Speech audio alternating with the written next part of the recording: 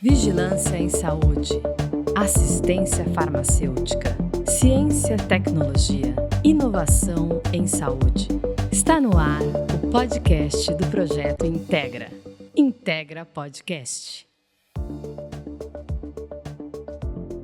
Olá, muito bem-vindas a todas as pessoas que acompanham o Integra Podcast. Esse é o 15º episódio da terceira temporada, sempre com um assunto relevante para a sua saúde, políticas públicas, acesso a medicamentos, assistência farmacêutica. A gente tem sempre um assunto relevante para vocês. E hoje a gente conversa sobre como são definidos os medicamentos disponibilizados no SUS. Meu nome é Yasmine, eu sou jornalista, sanitarista e mestranda em comunicação e saúde e apresentadora desse podcast. Eu vou fazer a minha autodescrição para vocês. Eu sou uma mulher morena clara, com cabelo castanho claro, tenho cerca de 1,72 m, estou vestindo uma blusa creme e uma calça jeans.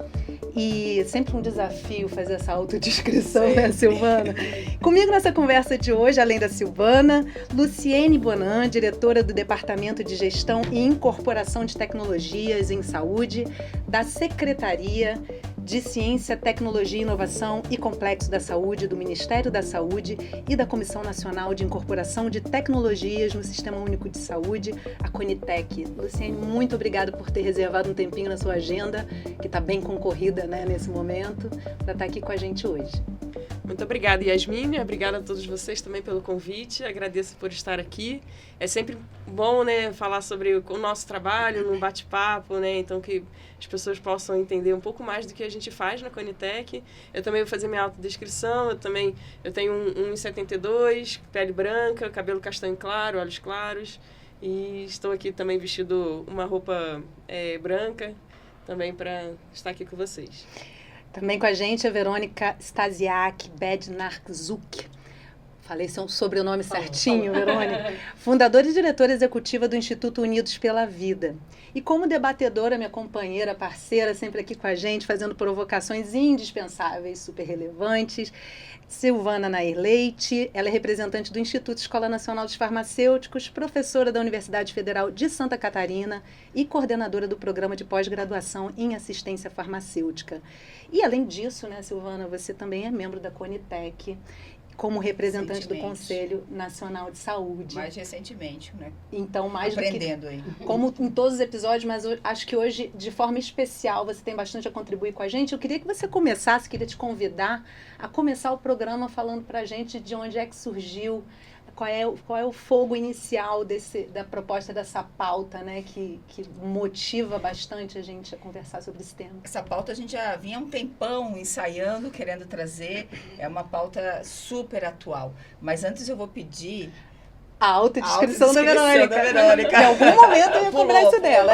Faz parte, tudo bem. Tudo bem. Bom, um prazer também estar aqui com vocês. É um tema muito caro para mim também, em vários aspectos que a gente vai falar. Eu tenho 1,65 m, estou para baixo do 1,70 m. Sou uma mulher branca também, de cabelo no ombro, castanho claro, tenho olhos castanhos, estou vestindo uma calça clara, uma blusa vermelha e um lencinho begezinho. Prazer estar aqui com vocês. Verônica veio de Curitiba para fazer essa gravação hoje passar aqui calor em Brasília. Em Brasília com a gente. Bom, eu vou fazer também a minha autodescrição, porque quem acompanha o podcast já sabe, né? Eu sempre fico na dúvida se o meu cabelo eu descrevo como branco ou muito loiro. tá por ali, tá no meio termo. Bom, eu estou vestindo hoje uma camisa cinza com uma estampa que eu não sei dizer o que é, uma cinza e preto. Estou de cinza e preto hoje, uma roupa estampadinha assim. E hoje temos uma provocação especial, né? De tentar entender que medicamentos são esses que a gente encontra no SUS e quais que não estão no SUS, né? Então, os medicamentos que eu tenho uma prescrição, a pessoa recebe uma prescrição de um medicamento. Alguns, as pessoas têm a informação de que eles estão disponíveis no SUS e outros não estão. Quem é que define isso? Como que se chega nessa lista de medicamentos que está disponíveis no SUS? Eu acho que muita gente se pergunta isso e é por isso que a gente resolveu trazer essa temática. Além de ter uma falsa ideia, né, de que medicamentos muitas vezes não vão entrar na lista do SUS. A gente tem ouvido muito isso. A gente precisa desmistificar isso. Tem uma ideia, eu acho, uma concepção muito comum na sociedade, né, Verônica, de que No SUS eu só tenho aquilo que é muito básico, ou medicamentos já há muito tempo no mercado, que não são novos medicamentos ou novas tecnologias, e que um medicamento inovador ou um medicamento que tem um preço muito alto, ele não vai estar disponível no SUS. E eu acho que todos nós aqui temos justamente a experiência contrária, né? Nós lidamos, né, então, tanto na Conitec quanto a Verônica na experiência pessoal dela, né?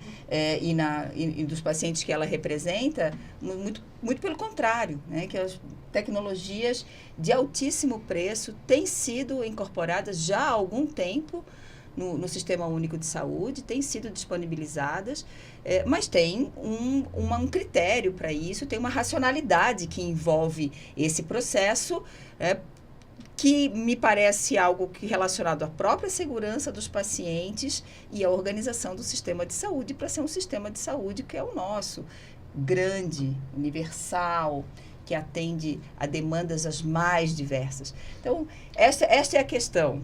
Como é que a gente define isso? E em construção, né? Luciane, ia te convidar mesmo para comentar. Não, eu ia comentar porque, assim, primeiro que é um grande desafio para um paciente que não recebe uma prescrição médica, né? Esteja né, dentro de um atendimento público ou privado, assim, onde que eu pego esse medicamento? Eu não tenho direito a esse medicamento no SUS? Tem direito a esse medicamento no SUS? Então, ele já tem um grande desafio de entender aonde que ele pode buscar, né, a sua terapia, o seu medicamento, né? E outro desafio também é quando ele ouve, né, assim, né, já pessoas que já convivem com uma doença e ouve assim, o medicamento tal foi registrado no Brasil. E agora, será que ele vai entrar no SUS? Então, assim, muita gente já confunde, olha, ele foi registrado no Brasil, já está no SUS. Não, calma. Não é por aí. Nem tudo que é registrado no Brasil, ele vai entrar no SUS. E não necessariamente a gente tem... E não necessariamente há uma necessidade de se entrar no SUS. Por quê? Porque o SUS já tem um arsenal de terapias, né, que para diversas condições de doenças ou condições de saúde. Então, a gente precisa entender o que é realmente necessário, o que entra, o que é mais do mesmo, né? Então, o mercado, ele é aberto, pena, né? Eu acho que talvez se a gente traduzisse bem, seria o que vale a pena. Isso, que vale a pena estar no SUS. Clinicamente. O que é funcional, economicamente. Se realmente vai funcionar, o que vai fazer diferença de fato. Sim. E isso talvez de uma forma muito simplista, mas é o tipo de avaliação que precisa ser feita. Exato. E existe um processo multidisciplinar estruturado para tomar essa decisão, para auxiliar nessa tomada de decisão. Hoje, tal como vocês me apresentaram, né, sobre a Conitec, né, então a Conitec é essa instituição, esse órgão que assessora o Ministério da Saúde sobre novas tecnologias. Então, assim, chegou uma tecnologia no Brasil, então ela está no mercado, será que vale a pena estar no SUS? Então, a Conitec é esse órgão que vai assessorar o Ministério. Um colegiado, né? Colegiado. Interessante a gente explicar para quem não conhece, né? Saber como é que ele é formado, né? Como é que a Conitec é formada. Hoje a gente tem 15 representantes na Conitec, então a gente tem representantes primeiro das áreas setoriais do Ministério da Saúde, que a gente chama dos gestores, aqueles das áreas técnicas, né? Então, todas as secretarias estão representadas dentro da Conitec. Nós temos os gestores do SUS, né? Então, a gente tem os gestores também, representantes do CONAS e CONASEMS, que são representantes dos estados e municípios. Nós temos representantes das agências reguladoras, como a Anvisa e a ANS, representantes também especialistas, então especialistas médicos pelo Conselho Federal de Medicina e pela Associação Médica Brasileira, e também especialistas metodologistas na área de avaliação de tecnologias em saúde, então um representante do NAT. E ainda representantes também de pacientes através do Conselho Nacional de Saúde, que é como a Silvana falou que recentemente ela entrou também, né, na comissão, né, assessorando aí como membro da comissão, representando os pacientes dentro da Conitec. Verônica, para a gente poder começar também essa conversa trazendo a sua experiência, quem acessa o teu Instagram hoje vê um vídeo bem emocionante seu, né, recebendo pela primeira vez um medicamento que muda a sua vida, muda a qualidade da sua vida. Eu queria que você se você quiser divulgar seu Instagram para quem quiser acessar, mas também falasse um pouquinho dessa experiência, né, do quanto que é revolucionário para a vida de um paciente poder contar com um medicamento através do SUS e que luta foi essa para chegar nesse momento. Olha, a luta a gente vai ter que encurtar a história longa. Mas antes de puxar para esse gancho da Verônica, que tem uma doença rara, né, que que é uma usuária, assim como todo brasileiro, do SUS, mas neste aspecto também de acessar uma tecnologia disruptiva, de uma tecnologia específica para a minha doença, é muito importante a gente reforçar o que a Luciane está trazendo, que assim, para a tomada de decisão, por exemplo, para a incorporação dessa nova medicação que eu estou tomando, existe um processo todo muito estruturado para isso, né? Então, existe uma avaliação, uma metodologia que a própria Conitec vai seguir, né? Que a gente chama de avaliação de tecnologias em saúde, que é um processo multidisciplinar e que vai olhar para o valor dessa tecnologia em vários pontos do ciclo de vida dela.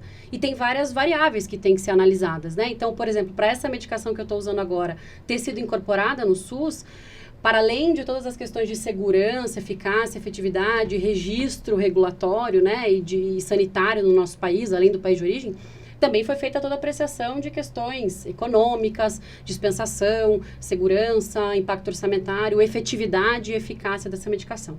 E aí que entra todos esses membros da Conitec para fazer essa recomendação para o Ministério, que também é uma coisa que as pessoas acham que a Conitec decide. Na verdade, a Conitec assessora o Ministério, recomenda, né? Recomenda, exatamente. E aí, passando então para a Verônica, que tem, né, que é uma usuária de uma nova tecnologia do SUS, eu tive um diagnóstico de uma doença rara com 23 anos, eu estou com quase 38 e contando. Quando a gente convive com uma doença rara que a sobrevida estimada é muito baixa no Brasil, cada fio de cabelo branco, embora eu ainda esteja escondendo eles, é celebrado de uma forma diferente. Acho que a gente muda um pouco a percepção da vida quando a gente se depara com a morte muitas vezes ao longo da jornada. E sou grata também por esse aprendizado. Mas eu tive um diagnóstico muito tardio, já no estágio avançado. A fibrose cística é uma doença genética, que por conta de um defeito na condução de uma proteína no meu organismo, eu tenho uma secreção mais espessa que o normal, em todas as minhas glândulas exócrinas, pulmão, pâncreas, enfim. E por isso eu tive pneumonias de repetição, eu tinha 4, 5 pneumonias por ano desde que eu nasci, tirei 2 partes do pulmão direito, a vesícula, uma parte do pâncreas parou de funcionar, enfim. Com 18 eu precisei tirar 2 partes do pulmão e eu ainda não tinha o diagnóstico. Eu fui só saber o que de fato eu tinha com 23 anos de idade. E foi só com 37, agora, há 3 semanas atrás, estamos aqui em julho de 2024, nesse momento da gravação, que eu pude, enfim, acessar e utilizar uma nova tecnologia que modula essa proteína, que não é a cura para a minha doença, mas ela reduz quase a zero os sintomas que eu tenho. Então, ela vai modular, corrigir, potencializar essa proteína que vem defeituosa. Portanto, há 3 semanas atrás, eu tinha bem mais falta de ar para conversar, embora a Luciane sempre fala que eu falo rápido. Ela sempre fica agoniada com isso, respira. Agora é que ela vai ver como você pode falar rápido, com muito mais eficiência. Meu marido brinca, que bom que eu só tenho um pulmão, porque com 2 ia ser bem mais complicado, eu ia falar muito mais. Mas, então, eu realmente vivi esse momento que você comentou, e que foi, assim, um momento... Tiveram vários emocionantes na minha vida, como o próprio nascimento da minha filha, que foi um baita de um milagre, né?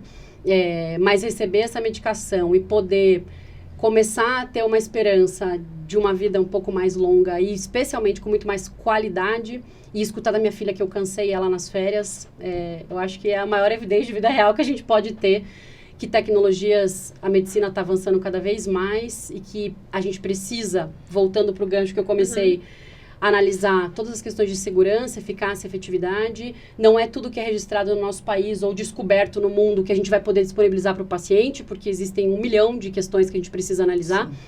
Mas que aquilo que seja de fato seguro, eficaz, efetivo e mude a vida das pessoas. E claro, pensando na sustentabilidade do sistema, que o paciente possa acessar. E aí tem uma jornada gigantesca por trás disso. Deixa eu aproveitar para perguntar, desculpa, Luciane. E os demais pacientes? O que está acontecendo? Eu acho que a gente conhece muito a tua história, sim, né? Sim. Mas, e os demais pacientes, né? Legal. Isso também tem acontecido. Como as pessoas estão acessando agora, porque está disponível no Sistema Único de Saúde? Tem outra forma de acessar? Como está funcionando isso? É legal a tua pergunta, Silvana. E até faço uma reflexão, porque eu sempre fui a Verônica da fibrose cística. E pouco a Verônica que tem fibrose cística no dia a dia, né? Isso é motivo, inclusive, de muita briga com a minha médica, porque você tem que pensar em você também tem que lembrar que você tem que se cuidar, né? A gente bota a dor no bolso e segue, né? E eu até fiquei surpresa com a pergunta dela, porque é muito raro perguntarem, e você, Verônica, como paciente, como é que tá a sua vida? Você começou a usar medicação? Uhum. E essa ficha de que eu também ia ser beneficiada por isso, caiu no dia que saiu a decisão da incorporação, que eu falei para minha filha, filha, lembra do medicamento que a mamãe falou, que vai muito para Brasília, que faz isso, que faz aquilo, que reunião, nananã. A gente conseguiu, as pessoas com fibrose cística vão receber essa medicação. E ela cortou, assim, totalmente a frase e falou, mas e você, mamãe, você também vai tomar esse remédio? A vitória é coletiva, mas você faz parte dela. Aí a garotinha de 4 anos, na época, que me botou no chão e falou, cara, isso também é sobre você, é sobre a sua vida. E aí eu acho que muito dos grandes movimentos mundiais que começam, né, de mobilização por alguma causa e luta pela defesa e garantia de direitos, acabam começando pelas pessoas que sentem essa dor na sua própria pele, né? Acho que é muito simbólico o movimento AIDS, por exemplo. Exato, e tantos que outros. resulta no programa de AIDS que a gente tem a política no Brasil. pública não tem como surgir de outra forma, Exato. se não houver um movimento que mostre as particularidades de cada sofrimento. E esse levantamento de bandeira, ele é constitucional. Você pode lutar pela causa que você entende, né? Enfim, dentre tantas isso várias. Isso contribui mas, ainda por cima, né? Lógico, a gente melhora o ecossistema como um todo. Então, a minha luta sempre foi para todos, né? E no final do dia também era sobre a minha própria história.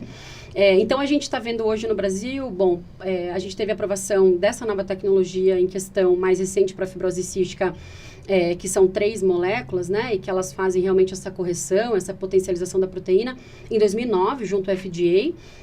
Logo na sequência, alguns anos depois, junto à Anvisa, e ano passado a gente teve então a aprovação, recomendação, né, favorável para a incorporação e também a assinatura da portaria que incorporou de fato esse medicamento no SUS. Alguns pacientes nesse intervalo de tempo em estágios mais graves e por orientação médica acabaram acessando por medida judicial essa tecnologia. E, de fato, algumas pessoas se beneficiaram muito disso, né? A grande maioria esmagadora. E agora as pessoas, então, estão podendo acessar pelo SUS. Após todo o processo de análise, incorporação, pactuação, precificação, PCDT, etc., etc., a partir de maio, mais ou menos, a gente começou a ser disponibilizado pelo SUS, efetivamente, para os pacientes. Então, a gente ainda está com algumas questões logísticas naturais a esse processo, né, inerentes ao processo de demanda da secretaria. Não é tão simples Não é tão simples assim. Distribuição em todo o território. Exatamente. Ninguém disse que ia ser fácil, né? Então, não acaba quando termina. Esse é o ponto. Mas agora tem um processo natural de prescrição do médico, esse paciente ir com o seu laudo numa Secretaria de Saúde, que é o fluxo normal para acessar uma tecnologia junto ao SUS. Eu queria comentar que, assim, a Verônica, ela trouxe, né, ela é muito modesta, ela é muito estudiosa, ela não é né, ela fez um mestrado analisando os processos da Conitec. Ela pensa no coletivo, disso, né? Então, assim, né, que você falou um pouquinho do nosso trabalho Conitec, eu vou falar um pouquinho também do seu trabalho, né? Pronto, agora eu desmaio. Porque, assim, o nosso processo acaba que, assim, as pessoas, né, quem lida, né, no dia a dia sobre incorporação, as empresas, pessoas de associações de pacientes, entendem um pouco do nosso processo, mas o nosso processo ele é muito complexo.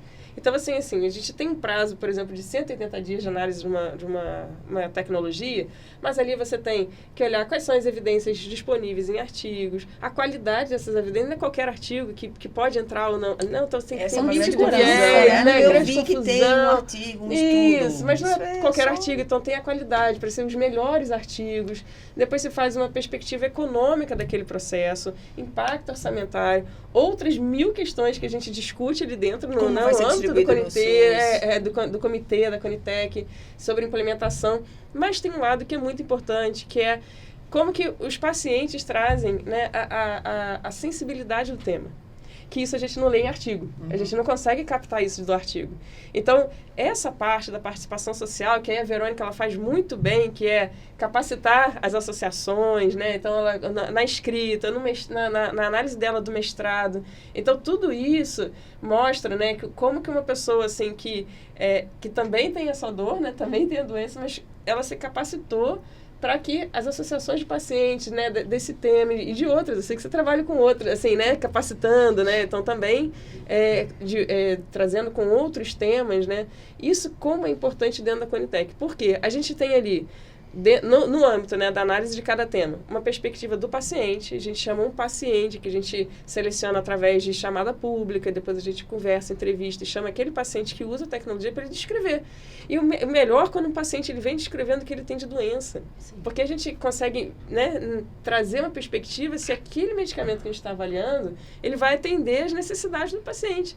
Então, assim, a gente tem exemplos muito interessantes, assim, de temas que o paciente ele faz uma diferença, a mãe que vai lá falar do filho, que tem que Vocês levar não teriam 3 como vezes, saber, né, Lúcia? 3 vezes por semana no centro. Não está no artigo isso. Não está Essa no artigo sensibilidade que traz a perspectiva do paciente. Depois você tem também uma parte que é a consulta pública. Todas as nossas demandas vão à consulta pública.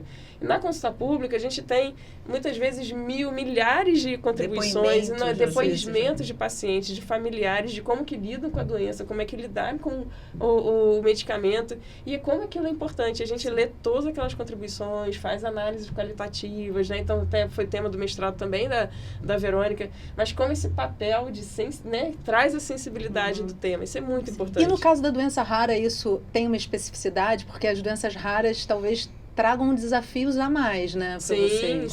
Com certeza, porque normalmente as evidências elas são com um grupo pequeno de pessoas, né? Então, assim, já tem uma questão... Tem um problema de qualidade de qualidade da evidência científica, né? E entender a doença. Doenças raras são também da você tem indústria, né? múltiplas comorbidades. Então, como entender, assim, né? Então, a gente tem, muitas vezes, testemunhos muito relevantes, né? Que a gente trabalha, que a gente ouve lá no Conitec.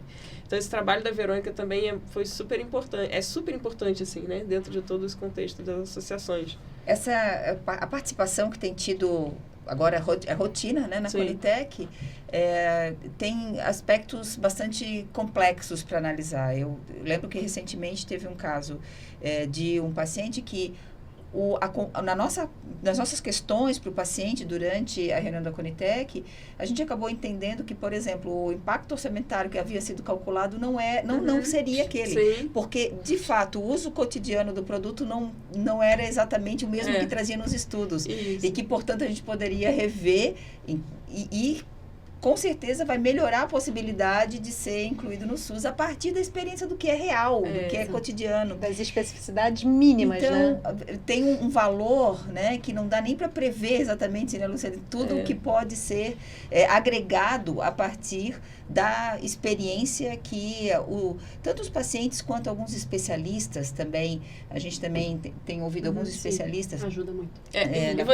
E vocês que são assim, né, que contribuem com a perspectiva do paciente, quando essa perspectiva entende também o lado do gestor, do SUS, isso é super importante. Então, assim, neste processo, por exemplo, que a Verônica como paciente, né, como a Associação de Pacientes participou, foi importante porque eles apoiaram o SUS, a construção, né, dessa questão da incorporação. O processo ser bem feito. Não foi um confronto. E a gente, colaboração. Então, muitas vezes o processo ser bem feito. Isso. Exatamente. Quais são as melhores contribuições né? respeitosas, quais são as melhores contribuições que podem ser trazidas nesse processo. Então, não foi uma questão de confronto, que a gente tem muito isso também. A gente tem muito confronto como Conitec, de sociedade, da sociedade contra a Conitec, dizendo assim, porque a Conitec é barreira, a Conitec não... E muito pelo contrário, a Conitec está ali para avaliar e que realmente né, o que fizer importante, for relevante, se estiver valendo a pena, né, se for sustentável no SUS, ele vai entrar. Por quê? Porque determinada tecnologia, se entra e é insustentável economicamente, você está tirando de todo o resto. Então, assim, o orçamento é finito. Então, assim, né, o cobertor curto, né, como a gente sempre fala, né? Então, assim, se vai para um tema, para uma determinada condição de doença, outros serviços, outras pessoas vão ficar sem. Então, a gente tem também esse equilíbrio, né, que tem que ser trabalhado a gente chama de custo-oportunidade, né, na parte econômica, né? Sim. Muitas vezes é entendido como a Conitec realmente como ela serve como uma estratégia de o governo evitar que as pessoas tenham acesso aos medicamentos, aos medicamentos mais caros, né? E, de fato, não é essa a perspectiva. Muito por isso, Luciane, eu acho que eu queria te te convidar a falar um pouco sobre o que tem acontecido bastante, de que o fato de ter que passar no processo na Conitec, que também faz uma avaliação de impacto econômico desse medicamento para o Sistema Único de Saúde, tem modulado de alguma maneira o próprio preço praticado ou proposto pelas empresas, pensando nisso, de que isso vai ter que passar por uma análise da Conitec. Então o preço começa a ser um pouco modulado a partir dessa avaliação. Então, de alguma maneira, ainda que indiretamente, pode estar influenciando no próprio preço que é colocado no mercado, não é não? Sim, isso tem. A gente tem uma discussão global em relação a isso, inclusive, porque hoje a gente tem o desenvolvimento de novas tecnologias, novos medicamentos, principalmente para doenças raras, de altíssimo custo. Inclusive, a discussão internacional será que esse preço que está sendo colocado, como que se chega nesse preço?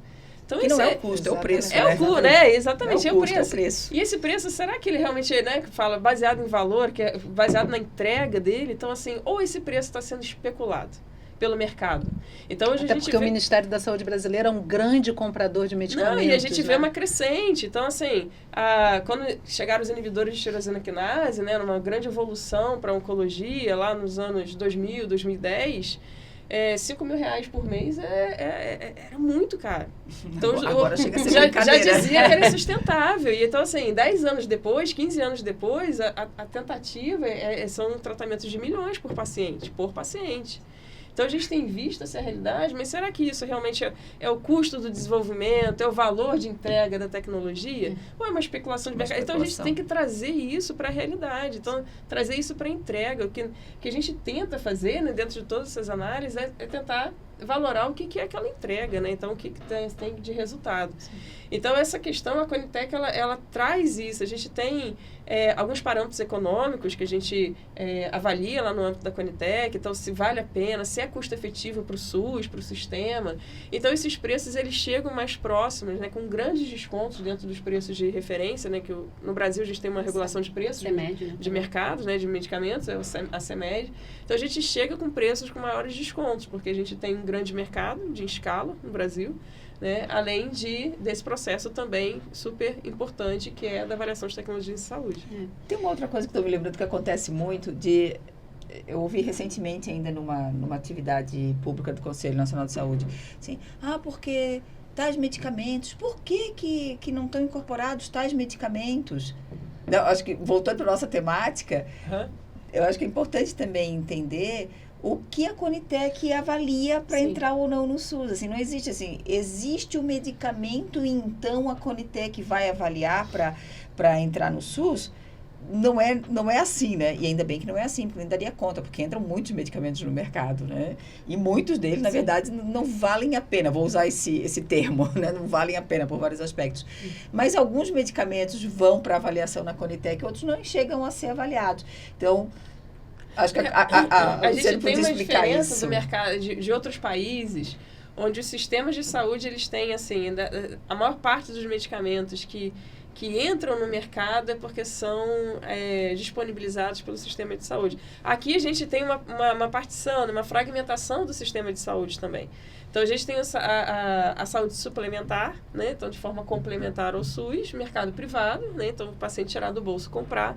Então, você tem também um livre mercado gigantesco. E muito aberto. E muito aberto. Então, que não necessariamente todos esses medicamentos são importantes estarem no SUS, porque às vezes o SUS já disponibiliza outro, que é mais vantajoso economicamente, até mesmo de forma terapeuticamente. Né? Então, a gente tem outras análises assim que... Até pelo uso racional, isso, né? Pelo uso Acaba racional de haver uma grande discussão aí sobre um medicamento que é focado em emagrecimento, em outras questões que vêm adjacentes, né? E existe uma grande discussão sobre isso, né? De uso racional desse medicamento, em que medida ele de fato precisa virar política pública, né? E uma coisa que eu acho que é importante nesse contexto todo, como a Luciane falou, né? A gente precisa entender todas as áreas dentro daquilo que nos é possível entender enquanto não especialistas, né? Para que a gente consiga dialogar de uma forma mais efetiva, né? Então, por exemplo, a questão da consulta pública, né? Que a Luciane falou. Era uma questão, para mim, de bastante interesse entender de fato, como que essa contribuição da sociedade era analisada, apresentada e se impactava na tomada de decisão. Porque essa contribuição da sociedade, ou seja, esse mecanismo estruturado para a Conitec ouvir a sociedade, enquanto mecanismo de participação social, ele não pretende ouvir só o paciente, mas pretende ouvir, por exemplo, a própria indústria, com uma nova proposta de preço, como a gente está pontuando aqui, né, a questão econômica, e que é esperado nesse processo, né, que exista uma redução de preço nesse momento, ouvir os próprios médicos.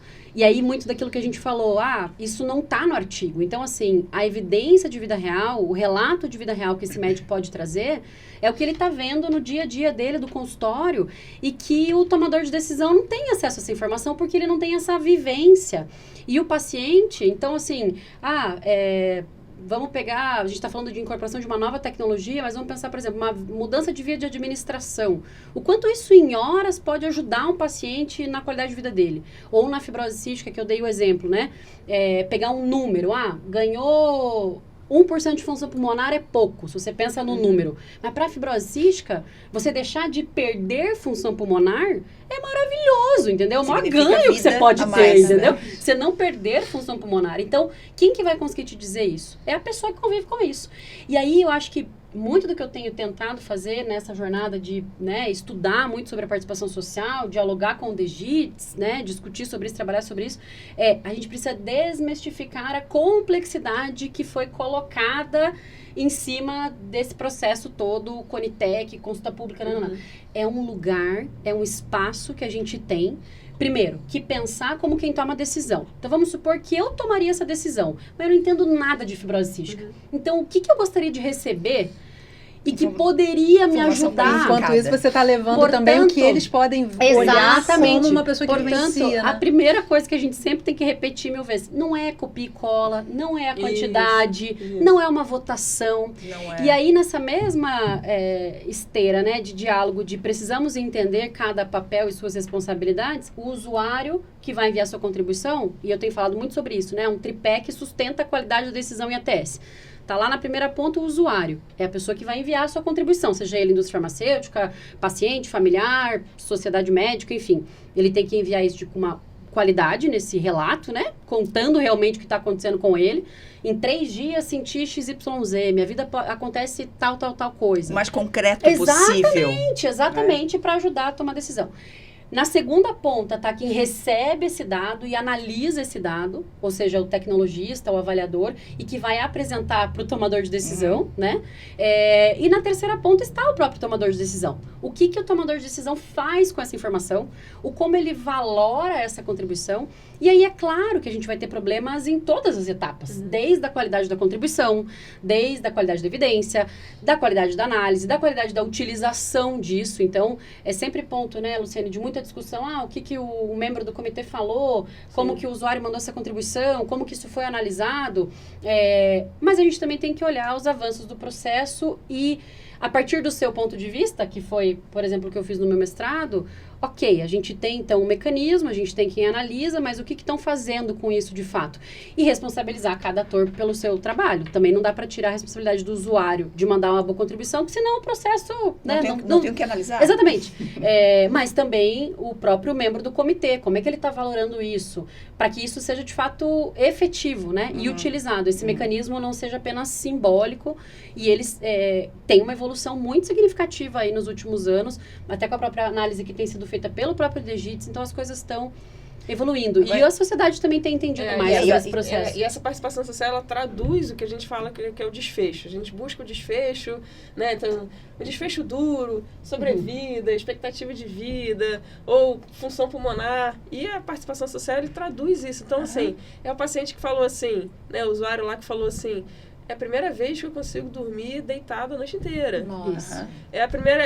eu consigo... Primeira vez que eu consigo voltar para minha casa, eu moro numa subida, e é a primeira vez que eu consigo voltar para casa sem ter que parar 5 vezes. Um convite à empatia também. Então, sem parar 5 vezes. Então, isso é a melhora da função percepção pulmonar. da doença. Então, assim, ele traduz o desfecho que a gente está avaliando, que a gente capta dos artigos. Isso. Então, é muito importante essa participação. Agora, tudo que a Verônica conta é importante, e eu acho que também isso evoluiu muito nos últimos anos, que é a transparência do processo, né? Que você fala assim, como é que foi analisado? Isso tudo hoje é aberto. Então, as pessoas podem ver como é que é o processo. Foi na reunião Inclusive, 88, né? Em julho de 2020, que começou a Tem uma disponibilização do transparência vídeo. necessária, Então, né? então, veja, eu acho que é importante as pessoas... eu nunca parei para assistir as gravadas, mas Posso acho te que... contar, assisto várias. É uma apaixonada pelo assunto e pelo Isso, debate muito. mesmo, né? É tão bom que tem a gente apaixonada para olhar. O processo, ele é um processo que acho que as pessoas talvez pensem assim, eles estão lá decidindo, votam sim ou não, como se fosse uma coisa assim. É a coisa mais difícil que eu tenho feito na minha vida. É aquela tomada de decisão, porque ela é invariavelmente, ou raramente não é baseada em incertezas. Não tem certezas para fazer aquela tomada de decisão. Então, você tem um medicamento que alguns estudos parecem que tem uma evidência de fazer uma grande diferença, mas aí o preço estimado é muito inimaginável. Você não pode concordar que um produto possa custar aquilo, não é? E aí, mas muitas vezes a própria evidência clínica não é tão, assim, concreta. Ela não é concreta. De que também esse medicamento vai solucionar para todos, né? Vai mudar a vida, que é o caso da fibrose. Quando a gente tem um caso para analisar, que é o medicamento que realmente muda o curso da doença, que é este caso, né? Mas muitas vezes são medicamentos de preço altíssimo e que o valor da vida das pessoas, daquele medicamento, ele é muito questionável. Porque ele é 40% dos pacientes podem ser beneficiados, mas você vai ter que comprar para 100%, para 40% ser beneficiado, ou vai ter uma melhora, alguns meses de sobrevida, ou uma... Sabe, é muito difícil de pensar aquele benefício que vai trazer para a vida real das pessoas e o quanto aquilo tem de preço, porque existe um preço. E nós, sociedade, pagamos esse preço, não é outro que paga. Sim. Quem paga somos nós mesmos. E aí tem que tomar essa decisão, porque se você daí também vai usar aquele recurso todo para esse produto que você não tem certeza do quanto que ele impacta na vida concreta, real, você está tirando de outra coisa. Mas veja como... Vai tirar de outra coisa do SUS. Como na tua colocação, Silvana, tem a explicação de tudo isso que a gente acabou de falar, né? Você, enquanto tomadora de decisão, tem todas essas dificuldades. A indústria coloca o preço, que às vezes a gente tem também dificuldade na compreensão do como aquilo foi composto. O paciente, talvez... ao nosso olhar clínico, de evidência, etc., talvez não seja tão relevante como o exemplo que eu dei do 1%, mas esse 1% para ele é uma mudança de vida. Sim. Essa tecnologia pode não ser considerada nos artigos enquanto disruptiva. Eu sempre falo que é chocante ver algumas publicações internacionais de medicamentos que têm essa potencialidade de mudar o curso da doença, porque você vê adjetivo no artigo científico. Você vê adjetivo, é muito, muito raro, né, em evidência. Disruptivo, game changer, né? Assim, isso é abstrato, né? E também, enfim, a potência do paciente poder te contar isso. Então, a importância que se tem uma mesa de discussão, ela vai para além daquilo que a gente pode imaginar. Porque esses 40% podem conseguir, através de uma consulta pública, demonstrar que aquilo de fato muda muito a vida. Sim. Mas, ao mesmo tempo, você, enquanto tomador de decisão, você, enquanto gestora, precisa falar, ok, mas esse preço é impagável. Indústria, por favor, vamos negociar. Então, não tem como tomar uma decisão baseada só em uma variável e nem também a gente ter a certeza de que tudo vai ser disruptivo, Só dar uma deixa aqui para vocês. A gente está caminhando para o fim do programa. Mas eu gostaria de...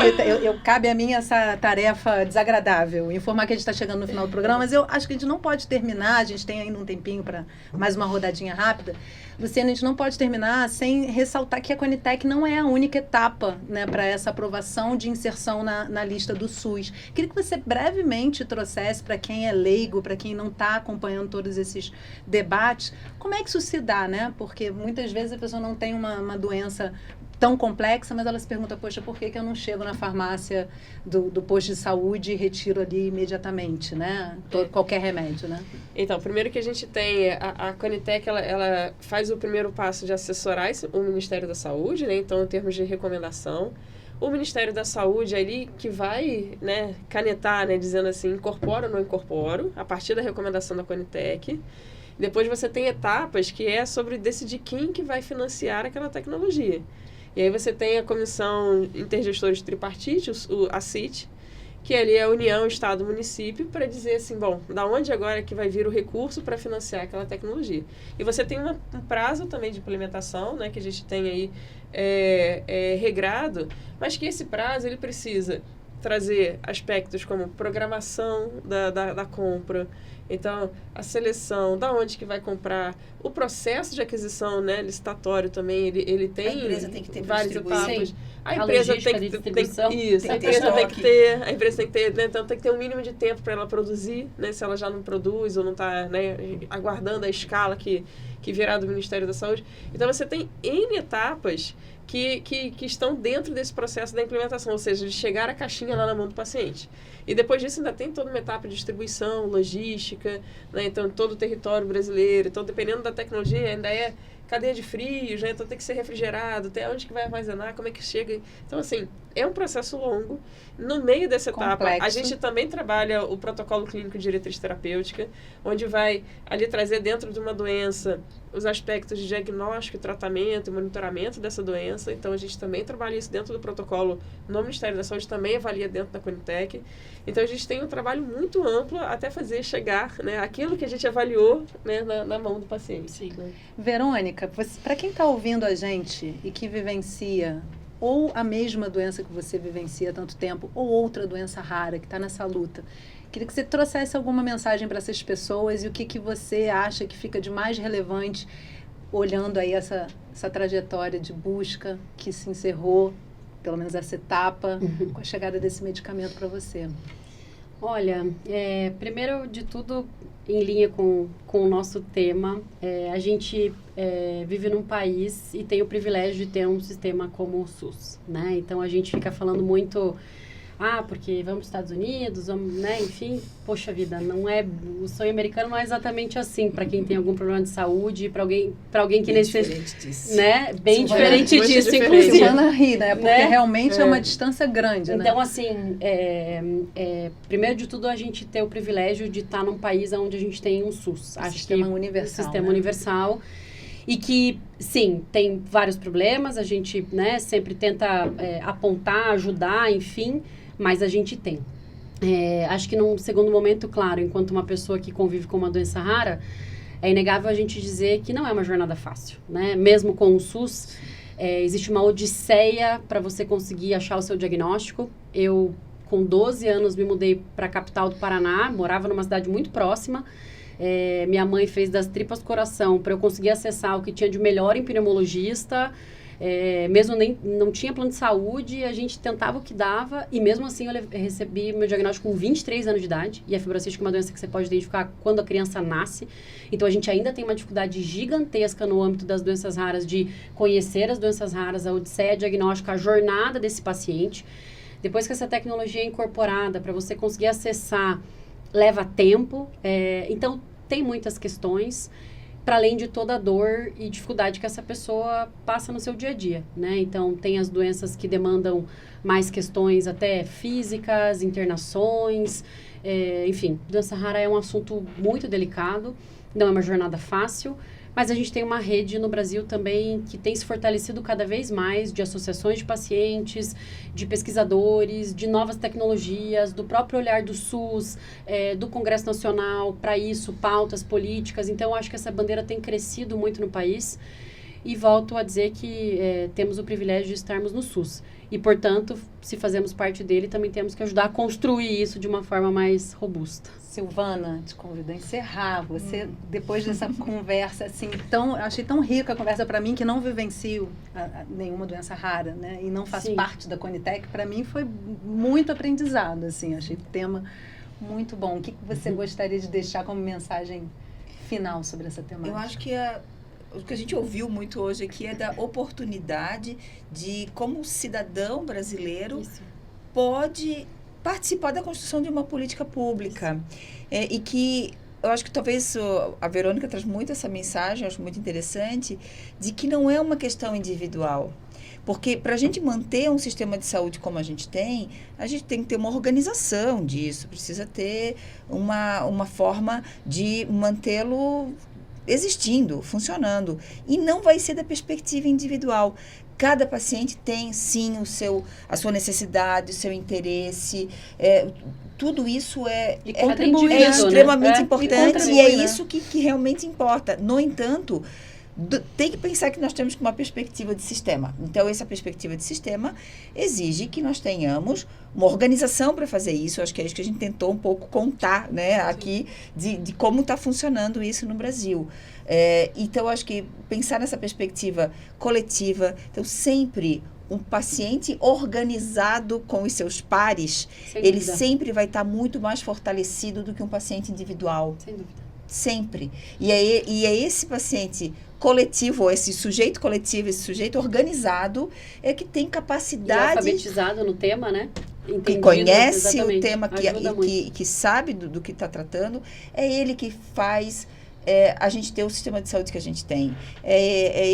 Essa característica do cidadão organizado, do cidadão que se movimenta e que busca os seus direitos, que faz com que a gente tenha acesso aos medicamentos, a tantos medicamentos, a tantas tecnologias novas, tecnologias disruptivas, assim como nós temos os básicos também, que eles também são importantes, também tem que ter as vacinas, sim. Tudo isso. É isso que sustenta a gente ter um sistema de saúde do tamanho que a gente tem. Né? Então, acho que associada às questões técnicas que então avaliam tudo, né? É a questão da técnica, do método científico, tudo isso que a Conitec trabalha com a sociedade engajada, envolvida e todo mundo defendendo a mesma coisa. Todo mundo quer aqui que todo mundo tenha direito à saúde, acesso ao melhor tratamento, no tempo adequado e que isso tudo funcione. Agora, veja, é muita coisa. Então, administrar para isso tudo funcionar tem que ser com todo mundo ajudando. E às vezes leva tempo, né? Participação social e construção de políticas públicas em conjunto não tem como ser melhor, né? Bom, o nosso programa está chegando no final. Lembrando que esse podcast é fruto da parceria entre o Instituto Escola Nacional dos Farmacêuticos, Fiocruz, Conselho Nacional de Saúde, Secretaria de Ciência, Tecnologia e Inovação e do Complexo Industrial da Saúde, Econômico Industrial da Saúde do Ministério da Saúde e que conta com o apoio da OPAS Brasil e da FENAFAR. Você encontra os livros e demais produtos do Projeto Integra e ouve todos os episódios das 3 temporadas acessando os seguintes endereços: escoladosfarmaceuticos.org.br/integra, no Spotify e no canal do Instituto Infar, no YouTube @Infar. Aproveita para seguir a gente no Instagram, lógico que você já está seguindo, né? Se não está, entra lá nas nossas redes, @oficial_integra e em todas as nossas redes sociais. A gente fica por aqui, até a próxima.